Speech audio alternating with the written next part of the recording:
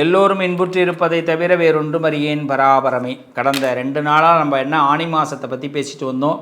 திங்கக்கிழமை பதிவு பார்த்துருப்பீங்க. மேஷராசி, ரிஷபராசி, மிதுனம், கடகத்தை பற்றி பேசணும். புதன்கிழமைக்கு சிம்மராசி, கன்னிராசி, துளாராசி, விருச்சக ராசியை பற்றி பேசியிருக்கிறோம். பார்க்கலன்னா போய் பாருங்கள் இதே சேனலில். இதுக்கு முன்னாடி இருக்கிற வீடியோஸில் நீங்கள் போய் பார்த்துக்கலாம். இன்றைக்கி நாம் பார்க்க போகிறது இந்த ஆனி மாதம் 4 ராசிக்கு எப்படி இருக்குன்னு பார்க்க போகிறோம். தனுசு ராசி, மகர ராசி, கும்பராசி, மீனராசி. மோஸ்ட்லி இந்த 4 ராசியுமே பார்த்திங்கன்னா இந்த ராசி மண்டலத்தில் லெஃப்ட் சைடில் வருது. அதாவது இடது கை வலது கை கொடுக்கறது இடது கைக்கு தெரியக்கூடாது அப்படின்னு ஒன்று சொல்லுவாங்க. அதனால் நமக்கு எதுவுமே மனசில் வந்து இந்த எப்பயுமே குபேரர்கள் என்ன பண்ணுவாங்க, நல்ல மனுஷங்க கொடை வள்ளல்கள் எப்பயுமே என்ன பண்ணுவாங்க, இடது கையில் தான் கொடுப்பாங்க. அது வலது கைக்கு மாறுறதுக்குள்ளே என்ன ஆகுமா, மனசு மாறிடுமா. அதனால் இடது கை வந்து கொடுக்கறது வலது கைக்கு தெரியக்கூடாது. வலது கை என்ன நினைக்கிறதோ அது இடது கைக்கு. இப்போ கைக்குள்ளேயே இந்த விஷயங்கள். அது மாதிரி இன்னொரு விஷயம் என்னென்னா, இந்த காதில் வாங்கிறது இந்த காதுக்கு வரவே கூடாது. அந்த காதோடு போயிடணும். அது இதயத்துக்கும் போகக்கூடாது. அது வாங்கவே கூடாது. இதை தான் இந்த 4 ராசிக்காரர்களும் என்றைக்குமே தெரிஞ்சுக்கணும். ஏன்னா நம்ம லைஃப்பில் இந்த தனுசு, மகரம், கும்பம், மீனம் இந்த 4 ராசிக்காரங்க யாராவது ஒருத்தவங்க நம்மளை என்ன பண்ணுவாங்க, அவங்க கண்ட்ரோலில் வச்சுக்கிறதுக்கு தான் ஆசைப்படுவாங்க. நமக்கு சுதந்திரமாக இருக்கணும்னு ஆசை. அவங்க இன்னொருத்தவங்க நம்ம கண்ட்ரோலில் வச்சுக்கணும்னு அவங்க ஆசைப்படுவாங்க. இந்த சுதந்திரமாக கண்ட்ரோலாக இப்படி தான் நமக்கு ஒரு அதாவது எதுகமுகனையாக தான் வாழ்க்கை இருக்கும். இப்படி இருக்கிற வாழ்க்கை இந்த ஆனி மாதம் ஏதாவது ஒரு நமக்கு ஒரு மாற்றத்தை ஏற்படுத்துமா அப்படின்னு பார்க்க போகிறோம். தனுசு, மகரம், கும்பம், மீனம். வாங்க முதல்ல தனுசுக்கு போயிடுவோம். தனுசு ராசிக்காரர்களுக்கு ராசி நாதன் நல்லா இருக்கார், உச்சம் பெற்றிருக்கார். ஸோ நல்ல நண்பர்கள் மூலமாக நல்லது நடக்கும். ஃப்ரெண்ட்ஷிப், குரு, படித்தவங்க, பெரிய மனுஷங்க, நல்ல அறிஞர்கள் மூலமாக நல்லது நடக்கும். எப்பயுமே ஒன்று, அறிஞர்கள் திட்டுற மாதிரி இருப்பாங்க, ஆனால் கண்டிப்பாக செயலில் வெற்றியை உங்களுக்கு கொடுத்துருவாங்க. அதனால் தனுசு ராசிக்காரர்கள் பெரியவர்களோட நட்பை பயன்படுத்திங்க. ஒரு நட்பு தான் உங்கள் வாழ்க்கையை இந்த ஆனி மாதத்தில் ஒரு நல்ல சூழ்நிலைகளுக்கு உண்டாக்க போகுது. ராசிநாதன் நல்லா இருக்கா. ராசிக்கு 2ஆம் இடம் சிறப்பு, 3ஆம் இடத்துல ராகு.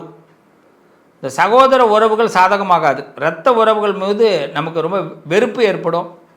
அதனால் இரத்த உறவுகள் மூலமாக சண்டை சச்சரவுகள் வர வாய்ப்பு இருக்கிறதுனால அந்த பிளட் ரிலேஷன்ஷிப், சகோதர சகோதரிகள், பிரதர்ஸ் அண்ட் சிஸ்டர்ஸ், அவங்கள்ட்ட கொஞ்சம் கவனமாக இருங்க. சண்டை போட்டுக்காதீங்க. சண்டையில் நமக்கு லாபம் கிடைக்காது. அப்புறம் விட்டு கொடுக்குற மாதிரி தான் இருக்கும். 4ஆவது இடத்துல சனி. இடமாற்றங்கள் ஏற்படக்கூடிய வாய்ப்பு உண்டு. வெளியூர், வெளிநாடு சம்மந்தப்பட்ட யோகங்கள் ஏற்படும். தாயாருடைய உடல்நலங்களில் கொஞ்சம் கூடுதல் கவனம் தேவை. வார்த்தையை விட்டுடாதீங்க. வார்த்தையை விட்டுட்டோம்னா ஒத்தைக்கு 2 பிரச்சனை. நம்ம அதாவது வார்த்தையை யாருக்கிட்டையும் ஃபோர்ஸாக பேசுகிறாதீங்க. கோபமே வருதா, தண்ணி குடிச்சிங்க, நல்லது. 5ஆவது வீட்டில் இருக்கிற செவ்வாய் 6க்கு மாறுகிறார். உடம்பு ரொம்ப பார்த்துங்க. நரம்பு சம்மந்தப்பட்ட விஷயங்களில் கவனமாக இருங்க. சைனஸ், வீசிங், தலைவலி, திடீர்னு உடம்பு காய்ச்சல் ஏற்படுறதுக்கெலாம் வாய்ப்பு இருக்குது. உடம்பை பார்த்துங்க. கடன் கண்டிப்பாக வாங்க வேண்டிய கட்டாயம் ஏற்படும். அதனால் கடன் வாங்கும்போது 1க்கு 100 தடவை யோசிங்க. வாங்கலாமா வேண்டாமா, இது எலிஜிபிள் இல்லையா, நமக்கு என்ன தகுதி இருக்குது. எல்லோரும் சொல்லுவான், நீ அடைச்சிப்பிடலாம், அப்படி பண்ணிப்பிடலாம், நான் உனக்கு தரேன்லாம் சொல்லுவான். ஆனால் அதெல்லாம் வாங்கி நம்பி ஏமாந்துடாதீங்க, பார்த்துங்க. 7வது ஏடு நல்லா இருக்குது.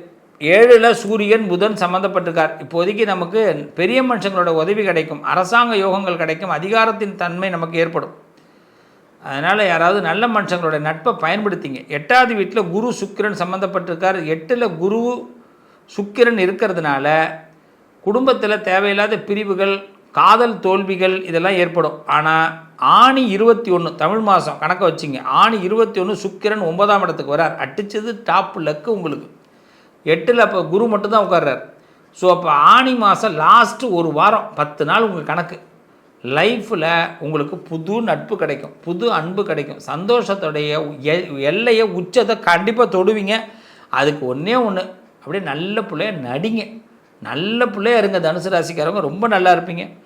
ராசிக்கு பார்த்திங்கன்னா 9வது வீட்டில் கேதுவும் சுக்கிரனும் போய் உட்காந்துடுறாரு. அதனால் இந்த ஃபிலாசபிலாம் எந்த இடத்துலையும் பேச வேண்டாம். கிடைச்சதை சாப்பிட்ணும். அப்படி தான் வாழ்க்கை.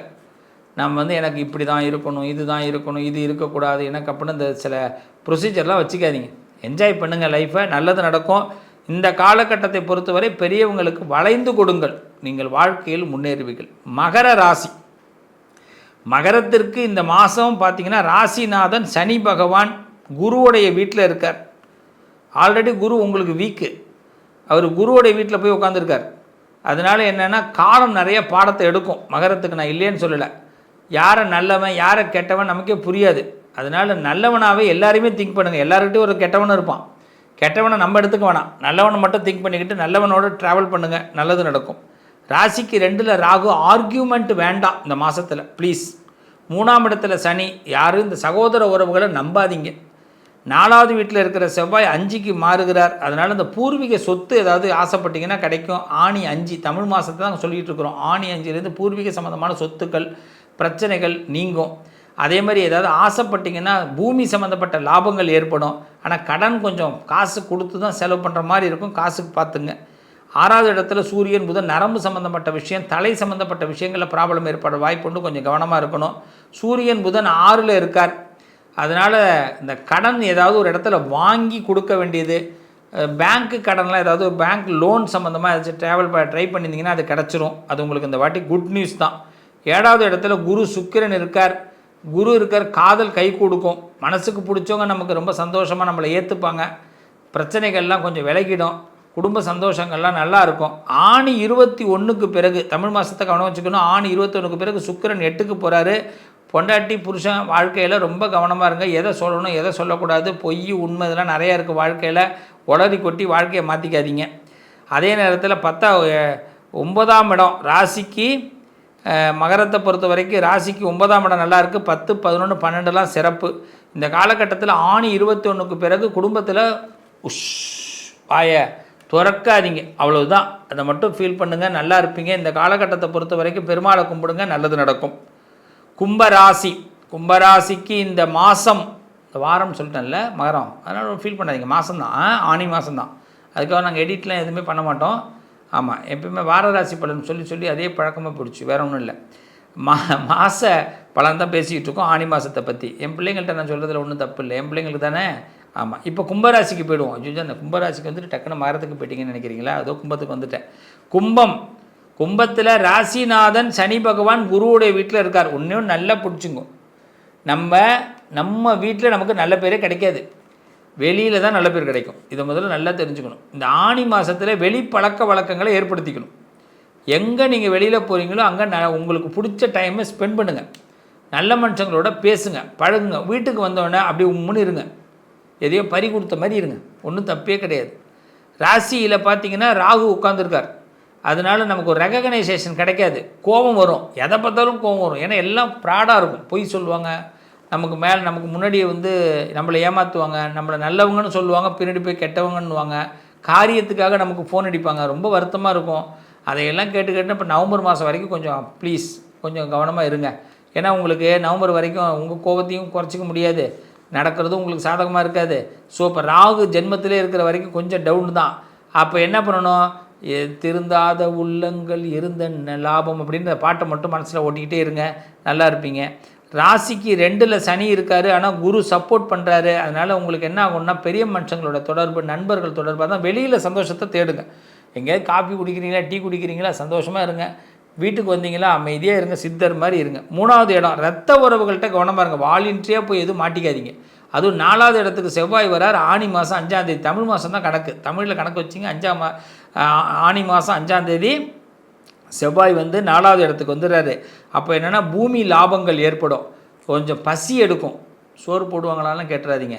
நமக்கு நேரத்தில் சோறு கிடைக்கலன்னா வெளியில் தான் சாப்பிட்ற மாதிரி இருக்கும். பசி நிறையா இருக்கும், தூக்கம் வரும். இந்த நேரத்தில் பார்த்திங்கன்னா நம்ம உணர்ச்சிகளை யாரும் புரிஞ்சுக்க மாட்டாங்க. இப்போ தான் நமக்கு பசிக்கும், இப்போ தான் நமக்கு எல்லாம் ஆசை வரும். அதனால் இந்த நேரத்தில் இந்த ரிஷபத்தில் போய் செவ்வாய் உட்கார்றாரு ஆணி 5லேருந்து. ஸோ ஆணி மாதம் முழுமையாக என்ன ஆசைப்படுறீங்களோ, நான் ஒன்றும் நல்லா தெரிஞ்சுங்க. நான் ஏற்கனவே பல பதிவில் சொல்லியிருக்கிறேன். நீங்கள் ஆசைப்படுறதை நீங்கள் தான் சாப்பிட்ணும், நீங்கள் தான் வாங்கிக்கணும். யாரும் உங்களுக்கு ஒன்று செய்வாங்கன்னு நினச்சிக்காதீங்க. எங்கேயாவது வெளியில் போகிறீங்கன்னா ஒரு பாட்டில் தண்ணி எடுத்துன்னு போயிடுங்க, அது நல்லது. 5வது வீட்டில் சூரியன் புதன் இருக்கார். அரசாங்க காரியங்கள் அனுகூலமாகும். கவர்மெண்ட் சம்மந்தமாக பெரிய மனுஷங்களோட தொடர்புகள் ஏற்படும், நல்ல பேர் ஏற்படும். உங்கள் வீட்டில் தான் உங்களுக்கு கொஞ்சம் பேர் இருப்பேர். வெளியில் பார்த்தீங்கன்னா ஃபஸ்ட் கிளாஸாக பேரை வாங்கிட்டு போயிட்டே இருப்பீங்க. 6வது வீட்டில் குரு சுக்கிரன் இருக்கார். ஆணி 21 வரைக்கும் 6ல் சுக்கிரன் இருக்கிறனால சைனஸ் சம்மந்தமாக த்ரோட் சம்மந்தமான ப்ராப்ளங்கள் வர வாய்ப்பு இருக்குது. கவனமாக இருந்துங்க. அதனால் எதையும் போட்டு ரொம்ப கூலிங்கான வாட்டர்லாம் குடிக்காதீங்க. த்ரோட்டை போட்டு காலி பண்ணிவிடும். அதிமதுரம்னு சொல்லுவாங்க, அதை வாயில் போட்டு மென்னுக்கிட்டே இருங்க, நல்லது. 6ல் குரு இருக்கார், சுகவீன ஸ்தானம் தான். அதனால் உங்களுக்கு எச்சரிக்கை மணி ஒலிச்சிக்கிட்டே இருப்பார். எது வேண்டாம்னு நினைக்கிறாரோ அந்த பக்கம் விலகி இருங்க. முக்கியமாக பார்த்திங்கன்னா எலக்ட்ரானிக்கல் பொருட்கள் அடிக்கடி வீட்டில் பழுதாகிறதுக்கெல்லாம் வாய்ப்பு இருக்குது. அதனால் காரு, வேனு, லாரி, இதுமாரி பஸ்ஸு ட்ராவல் வச்சுருக்கிறவங்க, வீட்டில் 2 வீலர் வச்சுருக்கிறவங்களாம் பார்த்துங்க. ஃப்ரிட்ஜு, வாஷிங் மிஷின் இதெல்லாம் யூஸ் பண்ணும்போது உங்களுக்கு கொஞ்சம் டவுன் ஏற்பட வாய்ப்பு இருக்குது. எலக்ட்ரிக்கல் பொருட்களில் கவனமாக இருங்க. அதேமாதிரி ஆணி 21ஆம் தேதி அன்றைக்கி இந்த சுக்கிரன் என்ன பண்ணுறாருன்னா உங்களுக்கு 7வது இடத்துக்கு போயிடுறாரு. ஸோ குடும்பத்தில் புருஷன் பொண்டாட்டி வீட்டில் சண்டை சச்சரவுகள் வரத்துக்கு வாய்ப்பு இருக்குது. கும்பராசிக்காரவங்க ஆல்ரெடி ஏகப்பட்ட பிரச்சனையை சந்திக்கிறீங்க. அதனால் அந்த நேரத்தில் சரி சாரி அப்படின்னு சொல்லுவாங்க இல்லைங்களா, பொண்டாட்டிகிட்ட என்ன பேசணும், சரின்னு சொல்லுங்கள் இல்லை சாரின்னு கேளுங்க. அதுமாதிரி புருஷன்ட்ட என்ன கேட்கணும், சரி சாரி, அவ்வளோதான். இந்த 2 வேர்டை மட்டும் யூஸ் பண்ணுங்கள். 7ல் சுக்கிரன் இருக்கார், கேதுவோடு சேர்ந்துட்டாருன்னா ஞானம் ஏற்படும். சரி, இந்த வார்த்தையை நம்ம விட்டா பிரச்சனை வரும், இந்த வார்த்தை நமக்கு சாதகமாக இருக்காது தெரியும். தெரிஞ்சு அதுக்குள்ளே இறங்காதீங்க. கும்பராசிக்கார பிள்ளைகளா உங்களுக்காக தான் நான் சொல்கிறேன். ஆமாம். அடுத்தது 8ஆம் இடம் நல்லா இருக்குது. 9, 10, 11, 12லாம் சிறப்பு, ஒரு குறையும் கிடையாது. இப்போ இந்த மாதத்தை பொறுத்த வரைக்கும் குடும்பத்தில் சில விஷயத்தை கண்டும் காணாமல் இருங்கள், ரொம்ப நல்லா இருப்பீங்க. இந்த மாதம் பொறுத்த வரைக்கும் யாரங்க கும்பிட்டா கொஞ்சம் நல்லா இருக்கும்னு சொல்லுங்களேன், கொஞ்சம் ஸ்பெஷலாக சொல்லுங்களேன். அப்படின்னா துர்க்கையை பிடிச்சிங்க. துர்க்கை சக்தி தெய்வம் தான். நல்ல நண்பர்களோடு சில நட்புகளை வளர்த்துக்குங்க. மனசார சொல்கிறேன், உங்களுக்கு பிடிச்ச இடத்துக்கு போங்க, பிடிச்ச சாமியை கும்பிடுங்க, நல்லா இருப்பீங்க. மீன ராசி. அடுத்த மீனத்துக்கு வந்துடுறோம். மீனத்தை பொறுத்த வரைக்கும் ராசியில் சனி இருக்காருங்க. அதனால் வெளிநாடு, வெளியூர் சம்மந்தமான விஷயங்கள் கை கொடுக்கும். அதனால் ஏதாவது பிக் பிளான் ஏதாவது போடுங்க, கண்டிப்பாக சக்ஸஸ் ஆகும். பிளான்லலாம் ஒன்றும் ஒஸ்ட் ஆக மாட்டீங்க. ராசிக்கு 2வது இடத்துல இருக்கிற செவ்வாய் 3ஆம் இடத்துக்கு போகிறாரு. அதனால் இரத்த உறவுகள்கிட்ட கொஞ்சம் கவனமாக இருங்க. என்றைக்கு போகிறாருன்னு கேட்குறீங்களா, ஆனி மாதம் 5ஆம் தேதி அன்றைக்கி போகிறாரு. ஸோ இரத்த உறவுகள்கிட்ட கொஞ்சம் கவனமாக இருங்க. பிளட் ரிலேஷன்ஷிப், சகோதர சகோதரிகள்கிட்டலாம் கவனமாக இருங்க.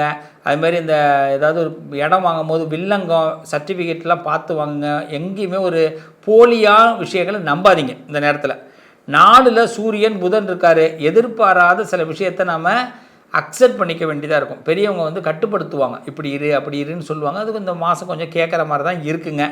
5ல் குரு சுக்கிரன் இருக்கார், சூப்பராக இருக்கார். குரு நல்லா இருக்கார். 5ல் சுக்கிரன் இருக்கார். ஆனால் குரு நல்லா இருக்கார், சுக்கிரனும் போய் சேர்ந்துட்டானுங்கய்யா.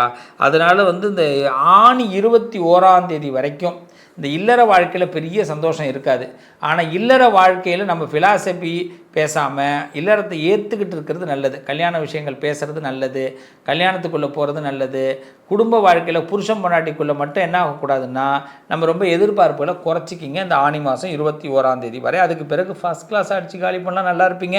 அடுத்தது சைனஸ் சம்மந்தமான விஷயங்கள், இந்த ஜலதோஷம், இது மாதிரி விஷயங்களில் கொஞ்சம் கவனமாக இருங்க. 7ஆம் இடத்துல உங்களுக்கு கிரகங்கள் நல்லா இருக்குது. 8ஆம் இடம் நல்லா இருக்குது. 9, 10, 11, 12ல் ராகு இருக்கார். ரெகனைசேஷன் கிடைக்கிறதுல கொஞ்சம் இன்னும் டவுட் இருக்குது, கம்மியாக இருக்குது. அதனால் அங்கீகாரத்துக்காக கொஞ்சம் ட்ரை பண்ணுங்கள்.